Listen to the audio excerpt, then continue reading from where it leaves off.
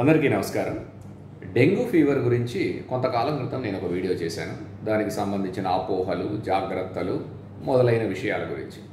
కానీ ప్రస్తుతం డెంగ్యూ విపరీతంగా పెరుగుతోంది. మొన్న ఈ మధ్య పడ్డ వర్షాలకి దోమలు పెరగడం వల్ల విపరీతంగా డెంగ్యూ ఎపిడెమిక్ స్ప్రెడ్ అవుతుంది జిల్లా అంతా కూడా, రాష్ట్రం అంతా కూడా. కాబట్టి మరొకసారి డెంగ్యూ గురించిన కొన్ని విషయాలు మనం రిఫ్రెష్ చేసుకుంటే మంచిది.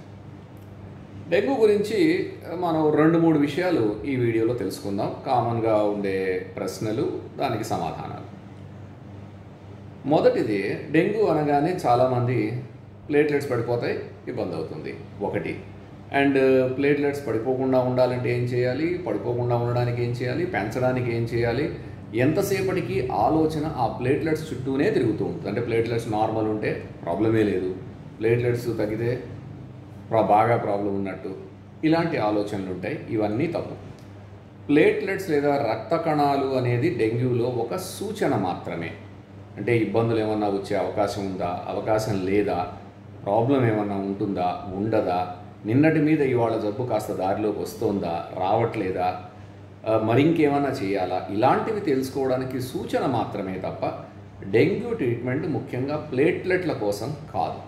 దాదాపు అది 20,000 దాకా వస్తే తప్ప ప్లేట్లెట్ స్పెసిఫిక్గా ట్రీట్మెంట్ ఏమీ లేదు, దానికి ఏమీ చేయం.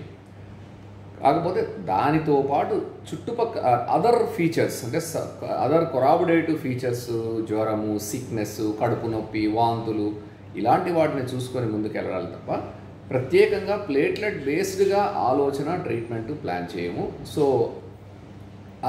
సో ప్లేట్లెట్స్ అనేది కేవలం ఒక సూచన మాత్రమే, ఒకటి. రెండోది, డెంగ్యూలో ముఖ్యమైన ప్రమాదం సూచనలు ఉధృతమైన జ్వరం, విపరీతమైన కడుపు నొప్పి, విపరీతమైన వాంతులు, విపరీతమైన కాళ్ళు నొప్పులు, నడుము నొప్పి, ఇవన్నీ కూడాను కాస్త ప్రమాదం సూచనలు, జాగ్రత్తగా ఉండాలి. అంతేగాని ఇవేవీ లేకుండా యాక్టివ్గా ఉన్నప్పుడు కొంత ప్లేట్లెట్స్ కాస్త అటు ఇటుగా ఉన్నా పర్వాలేదు. ఓకే. మూడోది, డెంగ్యూ విషయంలో ముఖ్యంగా ఉన్న మరొక అపోహ ఏంటంటే, ఓకే, 3వ రోజు 4వ రోజు వరకు జ్వరం వచ్చింది, 5వ రోజుకి జ్వరం తగ్గిపోయింది, సో జ్వరం జారగానే జబ్బు తగ్గిపోయింది అనేది ఆలోచన. అది తప్పు. డెంగ్యూ అనేది ఒక 7 నుంచి 10 రోజులు ఉండే ఒక టైప్ ఆఫ్ వైరల్ ఇన్ఫెక్షన్. అది జనరల్గా మొదటి 3-4 రోజులు ఉధృతమైన జ్వరం లాగానే ఉంటుంది, కానీ సమస్య జ్వరం తగ్గుముఖం పట్టాకే మొదలవుతుంది. చాలాసార్లు 3వ రోజుకి, 4వ రోజుకి, ఒక్కొక్కసారి 5వ రోజుకి వీక్ అయిపోవడం, కానీ dengue shock syndrome are thrombocytopenia అంటే ప్లేట్లెట్స్ డౌన్ కావడము, డెంగ్యూ హీమరేజిక్ సిండ్రోమ్, ఇలా రకరకాల కాంప్లికేషన్స్ చాలాసార్లు జ్వరం తగ్గుముఖం పట్టాక మొదలయ్యే అవకాశం ఉంటుంది. సో అందుకని 1 గంట జ్వరం తగ్గగానే జబ్బు తగ్గిపోయింది అని నిర్లక్ష్యం చేయడం కరెక్ట్ కాదు. మరొక డెంగ్యూ విషయంలో తెలుసుకోవాల్సిన విషయం, డెంగ్యూ అనగానే ఒక కోర్స్ ఆఫ్ ఇంజెక్షన్స్ ఉంటాయి, అవి చేసేస్తే డెంగ్యూ తగ్గిపోతుంది అనే ఆలోచన కూడా తప్పు. డెంగ్యూకి ప్రత్యేకంగా ఇంజెక్షన్స్ అంటూ ఏమీ లేవు, ఒక కోర్స్ అంటూ ఏమీ లేదు. అంటే డెంగ్యూ అనేది వెరీ అన్ప్రెడిక్టబుల్ డిసీజ్. అంటే ఒక పద్ధతి ప్రకారం ఉండే జబ్బు కాదు. ఇప్పుడు టైఫాయిడ్ ఉంది, స్టెప్ లాడర్ పైరెక్సియా అంటారు. ఒక రకమైన జ్వరం పెరుగుతూ ఉంటుంది, ట్రీట్మెంట్ మొదలుపెట్టాక ఒక రకంగా తగ్గుతూ ఉంటుంది. అలాగే మలేరియా, మరొక జబ్బు, ఇవన్నీ ప్రెడిక్టబుల్ డిసీజెస్. అంటే జనరల్గా ఒక పద్ధతిలో ఉంటాయి, మనం ఈజీగా గెస్ చేయొచ్చు. రేపేం జరుగుతుందో, ఎల్లుండి ఏం జరిగే అవకాశం ఉందో, ఇవన్నీ గెస్ చేసే అవకాశం ఉన్న జబ్బులు. అందుకని దానికి ఒక కోర్సు, 3 రోజుల కోర్సులో, 5 రోజుల కోర్సులో పెట్టుకొని ట్రీట్ చేయగలిగే జబ్బులు ఉంటాయి కొన్ని, చాలా మటుకు.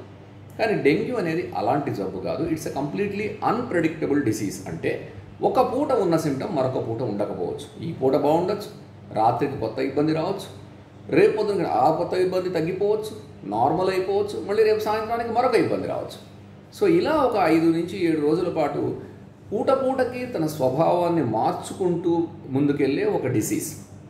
సో ప్రజెంటేషన్స్ మారుతాయి, ఇబ్బందులు మారుతాయి, రకరకాలుగా ఉంటుంది. సో అట్లాంటి వాటికి ఒక కోర్స్ ఇంజెక్షన్స్ చేసుకుంటూ కూడా ఒక 3 రోజుల కోర్సు, ఒక 5 రోజుల కోర్సు, ఈ కోర్స్ చేస్తే తగ్గిపోతుంది అని క్వాక్స్ మాటలు నమ్మి అలా ఆలోచించడం అనేది తప్పు. అది పద్ధతి కాదు. సో డెంగ్యూ అనేది చాలా జాగ్రత్తగా ఏ పూట కాపూట పరిస్థితిని బట్టి డీల్ చేయాల్సిన ప్రాబ్లం. సిమ్టమ్స్ ఎక్కువగా లేకపోతే ఓకే, ఇంటి దగ్గరే ట్రీట్ చేసుకోవచ్చు. కానీ ఏమాత్రం ఇబ్బందికరమైన సిమ్టమ్స్ ఉన్నా హాస్పిటల్ అబ్జర్వేషన్లో ట్రీట్ చేసుకోవడం మంచిది. అండ్ ఆ అబ్జర్వేషన్లో కూడా ఇందాక చెప్పిన విషయాలు, ఒక గంట జ్వరం తగ్గితే అమ్మయ్య జబ్బు తగ్గిపోయింది ఇంటికి వెళ్ళిపోదాం, లేదా ప్లేట్లెట్స్ ఒక 5,000 పెరిగితే జబ్బు తగ్గిపోయింది ఇంటికి వెళ్ళిపోదాం, ఇంటికి వెళ్ళి రిలాక్స్ అయిపోదాం, జబ్బు తగ్గిపోయినట్టే, ఇలాంటి ఆలోచనలు పెట్టుకోకూడదు. సో పూటకి మారిపోయే అవకాశం ఉన్న అన్ప్రెడిక్టబుల్ డిసీజ్ కాబట్టి జాగ్రత్తగా ఉండాల్సిన జబ్బు. నిర్లక్ష్యం చేసి సొంత ట్రీట్మెంట్లు చేసుకోకుండా అనుభవజ్ఞులైన వైద్యులు చెప్పినట్టు వినడం మంచిది. Thank you.